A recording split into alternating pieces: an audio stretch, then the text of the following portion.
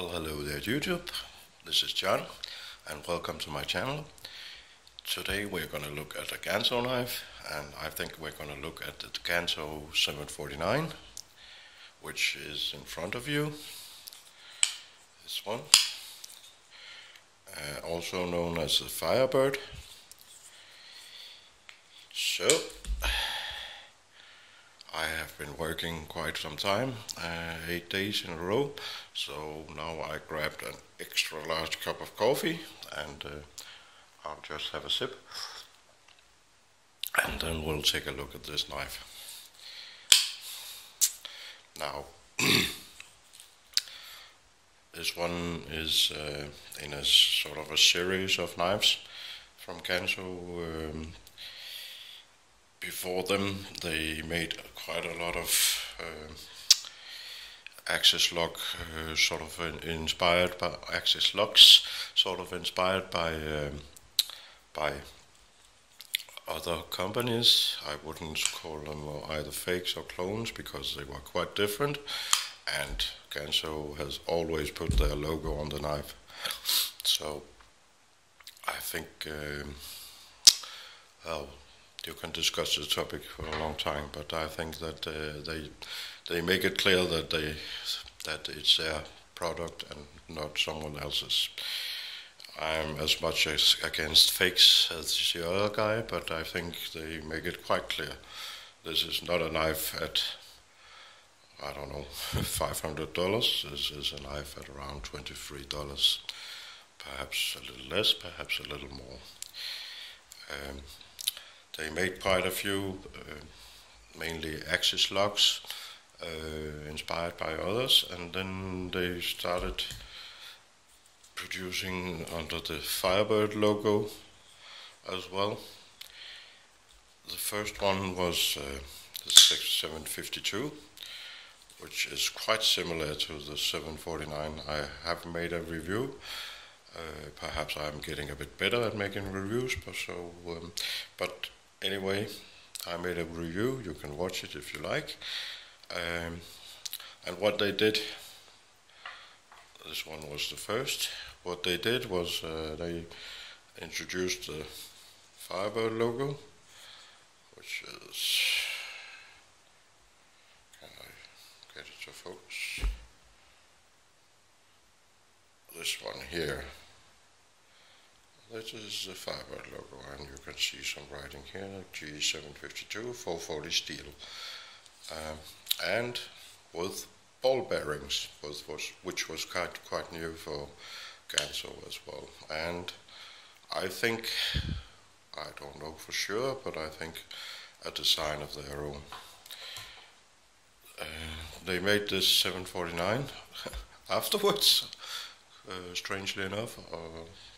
Perhaps it came before, but the 752 was first anyway. The 749, as you can see if you put them together, is quite many similarities. The 752 got a lot of criticism when it finally arrived. It was eagerly expected, but when it finally arrived, it received some criticism for ball bearings not being very much better than washers. On this one, I don't know if that goes for everyone. The blade centering is quite awful, and I'm a bit sad about this because actually the blade is a little bit warped. I guess you can't see it, but actually the blade is a little bit warped to that side, and that's what causes the blade centering to be rather much off. But it doesn't scrape against the side, so I guess you can sort of accept it. And as always, we have to remember that these knives are very cheap. So far I've been talking more about the 752 than the 749, but same goes for this one. It has ball bearings, and yes, I have had it apart, and it has ball bearings. which was actually quite clean. Many knives come with a lot of dust and metal dust and whatever from the factory, but this one was quite clean. I just had to lubricate it a little. Sort of a drop point blade with an anodized thumb stud, jimping on top here, not too rigid, quite good actually. It doesn't cut into the fingers. Anodized hardware. Ganzo knives, especially the new ones with anodized hardware, get a lot of criticism for soft hardware, so that the screws easily strip out. Well, as I said, I have had this one apart, and as I explained in another video, sometimes you have to get the tools for the job as well. So when I used the proper screwdriver with some good quality bits, actually no problem. There was some, what do you call it, thread locker in the pivot, but it was easily to overcome and loosen. And what's even better, the tolerance inside does do that you can actually tighten this as much as you like. The tolerance is so that you can tighten it and it still runs quite smoothly. So actually you don't really need the thread locker, because you can tighten it quite hard. The handle, as you can see, a little bolster here and some metal, I just guess stainless steel, like the blade perhaps. Sorry. The handles are called G10. It might as well be nylon. It's not very G10ish, but anyway, it functions well. It does its job. Pocket clip, very deep carry, right amount of tension, and as you can see, you can switch it tip up, tip down, but only on the right side, unfortunately for the lefties. Fit and finish on top and on the blade. Every sharp edge has been grinded a little bit. The spacer is nicely laid in with the rest. Actually, the biggest problem with fit and finish is around here, around the lock, which you can see it travels on the inside of the scale. If I can make it focus. So I guess you can call it a frame lock or a line lock, a little bit of each, or both.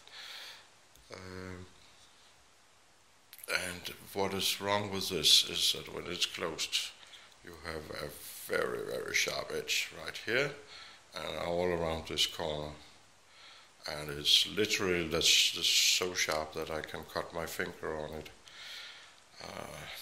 That's not so good. It's also a very difficult place to grind if I would like to do something about it, but I guess I could do something with a Dremel or something. And the lock is very, very, I don't know if you can see, it's flush with the other side, and there's very little space between the sides, the liners, so you really have to press. It hurts the thumb a bit, and for some people it actually grabs a little bit of a little bit of meat at your thumb, so that you actually end up stuck inside this little space here between the scales and the lock.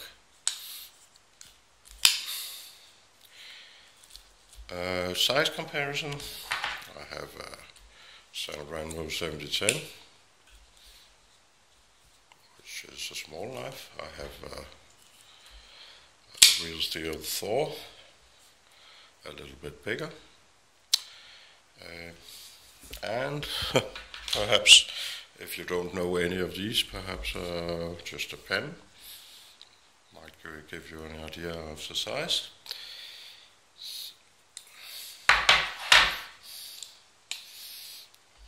Well, I had it on hand, so the last one might be the real steel Griffin, which is a little smaller. So quite a large knife, but to me not too large. I like large knives. I'd like to say that I think Ganzo is going to be one of the companies that you want to watch out next year in 2000, or this year in 2017, because I think they have plans for this Firebird scheme.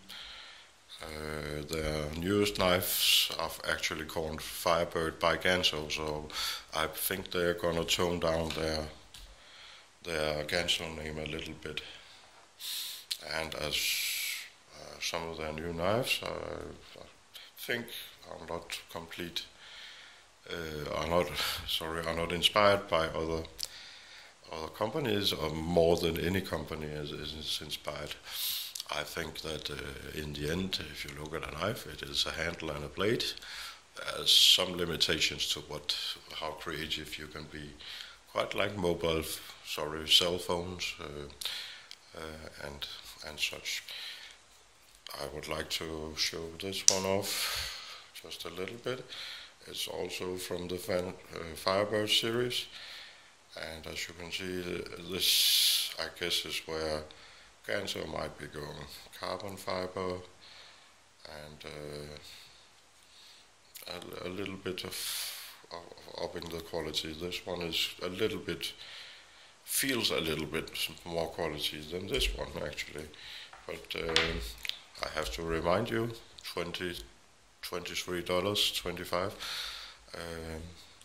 This is what you get, quite much. Sharpness, reasonably sharp out of the box. As I said to you in a previous video, if I ever get a knife that is dull out of the box, the review stops there. A knife that is dull is not a knife. So be warned, manufacturers, that's the way it is. With that, if you liked what I just did, please leave a like. If you like it even more, please subscribe. Leave a comment if you like. And have a really nice day. Bye bye.